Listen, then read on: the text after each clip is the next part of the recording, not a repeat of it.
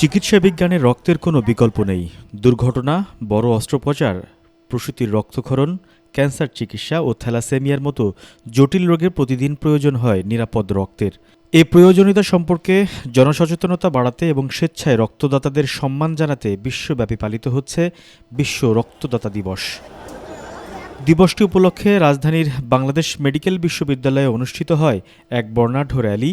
এতে উপস্থিত ছিলেন বিশ্ববিদ্যালয়ের উপাচার্য, স্বাস্থ্য অধিদপ্তরের মহাপরিচালক এবং ব্লাড ট্রান্সফিউশন সোসাইটির নেতৃবৃন্দ। এ সময় তারা নিরাপদ রক্তদান ও রক্ত ব্যবস্থাপনার বিভিন্ন দিক নিয়ে আলোচনা করেন।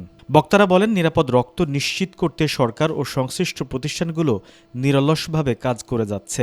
সরকারের একটি কর্মসূচি আছে, নিরাপদ রক্ত পরিসঞ্চালন কর্মসূচি। এই কর্মসূচির আওতায় আপনার যেগুলি রক্তবাহিত কিছু রোগ আছে, এগুলো যিনি রক্তদাতা, যিনি দিবেন, তার শরীরে এই জীবাণুগুলো আছে কিনা এগুলো আমরা নির্ণয় করে তারপরে এগুলো ট্রান্সফিউশন দেব। সো একজন রক্তদাতা যখন রক্ত দিবে, এটার মাধ্যমে সে জানতে পারবে যে তার এই ভাইরাস বা রোগ জীবাণুগুলো তার মধ্যে আছে কিনা। যে ব্লাড সেন্টারগুলি গভর্নমেন্টের অ্যাপ্রুভড এবং যেই ব্লাড সেন্টারগুলি সরকার পর্যাপ্ত পরিমাণে নিয়মিত পর্যবেক্ষণে রেখেছে, সেই রকম ব্লাড সেন্টার থেকে কিন্তু ব্লাড কালেকশন করার জন্য আমরা কিন্তু আহ্বান জানাচ্ছি। Blood transfusion society of Bangladesh অর্থাৎ বিটিজির পক্ষ থেকে আমরা কিন্তু সারা বাংলাদেশে যারা রক্তদাতা, আমরা কিন্তু স্বেচ্ছায় রক্তদাতাদেরকে কিন্তু উৎসাহিত করার আমরা একটা পরিকল্পনা নিয়েছি। যারা নিরীক্ষিত ডোনার, পরীক্ষিত ডোনার এবং ক্যাটাগরাইজ যারা একেবারেই সিলেক্টেড ডোনার, তাদেরকে দিয়ে যদি আমরা ব্লাড ট্রান্সফিউশন করতে পারি, তাহলে এই রকম অনিরাপদ রক্ত সরবরাহ হবে না এবং এরকম জিনিসগুলি জনগণের মধ্যে একটা সচেতনতা হবে এবং তারা বুঝতেও পারবে যে এরকম রাস্তাঘাটে যে ধরনের ব্লাড সেন্টার আছে যেগুলি গভর্নমেন্টের রেজিস্টার্ড না, এবং ওই ধরনের কাছ থেকে কিন্তু তারা রক্ত সংগ্রহ করতে যাবে না। তারা জানান, রক্তদানের আগে hepatitis B, hepatitis C, HIV সহ 5টি বাধ্যতামূলক পরীক্ষা সম্পন্ন করতে হবে। সরকারি গ্যাজেট অনুযায়ী এসব পরীক্ষা ছাড়া রক্ত সংগ্রহ ও সরবরাহ আইনত দণ্ডনীয় অপরাধ। ছোটোখাটো ব্যাঙের ছাতা ব্লাড ব্যাংকে অনুগ্রহ করে করবেন না।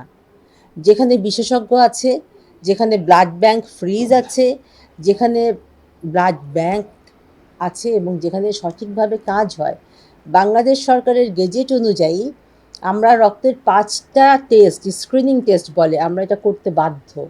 এইটা ছাড়া রক্ত কাউকে পরিসঞ্চালন করা যাবে না।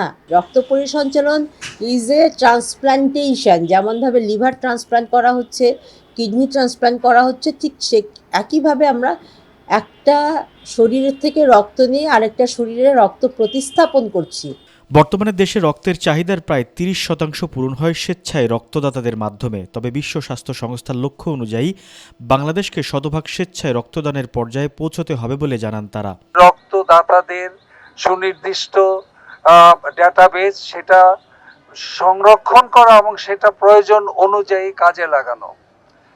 এই র্যালির যে দিবসটা, সেই দিবসের প্রধান উদ্দেশ্য হচ্ছে যে সচেতন করা। আমি মনে করি যে এখনো বাংলাদেশের সমাজে, এমনকি শিক্ষিত মানুষ এবং বিভিন্ন সোসাইটিতে এবং বিভিন্ন প্রতিষ্ঠানে সাধারণ মানুষের মধ্যে রক্তদান সংক্রান্ত কিছু ভুল বুঝাবুঝি অথবা মেন্টাল কিছু প্রিপারেশনের প্রয়োজন আছে। বিশ্ব স্বাস্থ্য সংস্থা ইতিমধ্যেই ডিক্লেয়ার করেছে যে আমাদের স্বেচ্ছায় যে রক্তদান বিষয়টি, এটিকে শতভাগে উন্নীত করতে হবে।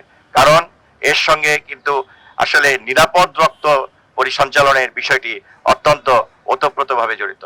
আমি মনে করি যে বর্তমান সরকার যে লক্ষ্য, সেই লক্ষ্যে যে ডিজিটালাইজেশন প্রযুক্তির মাধ্যমে সুস্বাস্থ্যের বাংলাদেশ গড়ার যে অঙ্গীকার রয়েছে, তারই মাধ্যমে কিন্তু আজকের এই যে রক্তের দাতাদের যে ডাটাবেস, রক্ত পরিসঞ্চালনের যে তথ্যাদি, এটি যখন বাস্তবায়িত হবে, সেই ক্ষেত্রে কিন্তু এই বিভাগটি আরো বেশি কার্যকরী উদ্যোগ রাখতে পারবে সুস্বাস্থ্যের বাংলাদেশ করতে।